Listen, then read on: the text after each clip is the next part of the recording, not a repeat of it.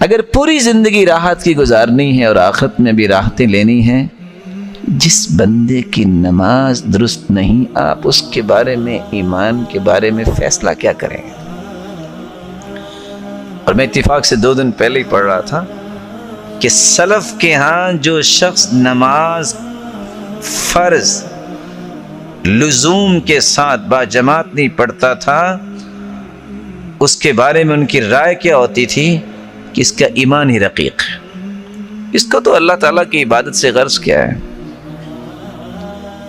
مرد اور مومن، اور پھر اس کو اس بات کی پرواہ نہ ہو۔ اور اس بات پہ سب سے بڑا افسوس ہے کہ آج اسلام کا دعویٰ کرنے والے کہ میں بہت بڑا چیمپئن ہوں، آپ جب نماز کی طرف دیکھیں گے تو وہاں فیل نظر آئے گا۔ اللہ مجھے اور آپ کو محفوظ فرمائے۔ یاد رکھنا، ہم اگر نماز پڑھتے ہیں تو اللہ کی توفیق سے پڑھتے ہیں، اللہ کی توفیق نہ ہو تو کچھ نہیں ہو سکتا۔ لیکن رسول اکرم صلی اللہ علیہ وسلم نے جو صحابہ کو تربیت دی، عمر رضی اللہ تعالیٰ عنہ جب بھی گورنرز کا راؤنڈ لیتے اور ان کو بلاتے، میٹنگ ہوتی، تو سب سے پہلا ایجنڈا کیا ہوتا؟ بتاؤ آپ کی نمازیں کیسی ہیں؟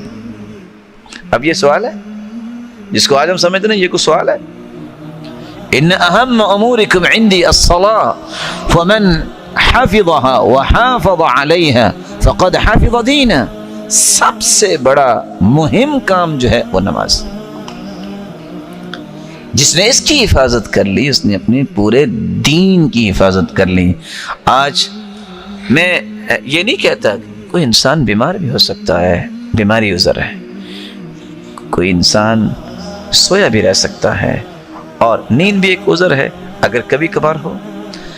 لیکن ہم کیا کہتے ہیں؟ اف آج نہ الارم نہیں لگا سکا۔ کیا اللہ کے رسول کے زمانے میں صحابہ کے پاس ٹی وی تھا؟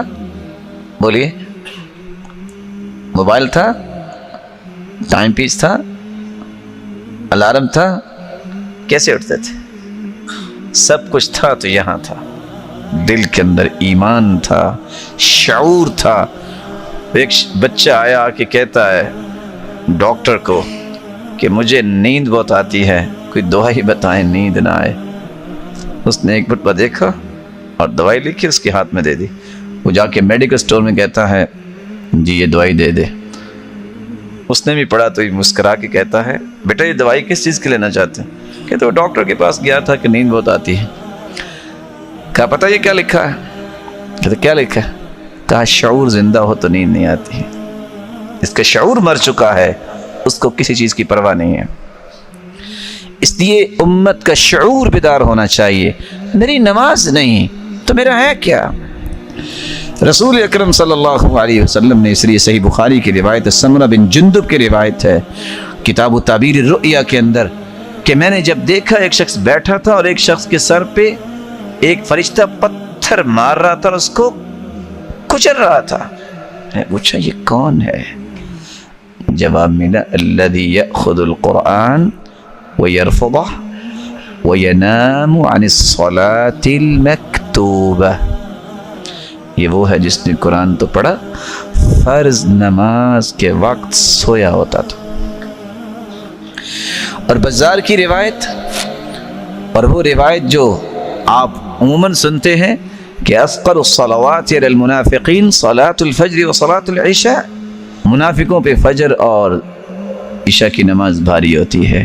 اور بزار کی روایت کی میں نے بات کی، الذین تتثاقلت رؤوسهم عن الصلاة، جن لوگوں کے سر نماز وقت بھاری ہوتے ہیں ان کے منافق ہونے کی نشانی ہے۔ اس لیے اقام الصلاة، جب تک نماز کی پابندی نہیں ہے آپ کو کبھی چین نہیں آئے گا، آپ کے کسی معاملے میں کبھی سکون نہیں آئے گا۔ یہ راز ہیں۔ اور جس معاشرے کے اندر نماز کی اہمیت ہے، جیسے آپ نے دیکھا یہاں، اور یاد رکھنا کہ شاید کی ساری برکتیں آپ کو توحید کے بعد اس نماز کی نظر آتی ہیں۔ اسی اقام الصلاة جب تک میری اور آپ کی زندگی میں نہیں آتا، میری زندگی کے ایمان کی تجارت کبھی کامیاب نہیں ہوتی۔ وہاں تو حالت یہ ہے، کان سعید بن عبد العزیز اذا فاتته صلاة الجماعة بكى، سعید بن عبد العزیز کی نماز جب رہ جاتی تو بیٹھ کے رونے لگ جاتے۔ لوگ کہتے کیا ہوا؟ بے نماز ہی رہ گئی نا، جیسے آج کہتے ہیں او چھوڑو جی نماز ہی رہ گئی نا، پھر کیا ہوا؟ وہ کہتے ابھی کچھ ہوا ہی نہیں۔ اور خصوصاً عصر کی نماز، رسول اکرم صلی اللہ علیہ وسلم نے فرمایا فَكَأَنَّمَا وُتِرَ أَهْلُهُ وَمَالُهُ، اس کی عصر کی نماز رہ جائے، وُتِرَ أَهْلُهُ وَمَالُهُ، وہ ایسا ہے اس کی زندگی کا اندر جو بھی مال ہے سارا برباد ہو گیا، اور اس کے خاندان کا ایک بچہ بھی نہیں بچا، سارے مر گئے، اتنا نقصان اس کا ہو گیا۔ اور انسان کہے کہ میرا نقصان ہی نہیں ہوا، لیکن یاد رکھنا میں اور آپ انسان ہونے کے ناطے سے کمزور ہیں، اللہ سے مدد بھی مانگا کریں کہ اللہ ہمیں ہمت دے، توفیق دے۔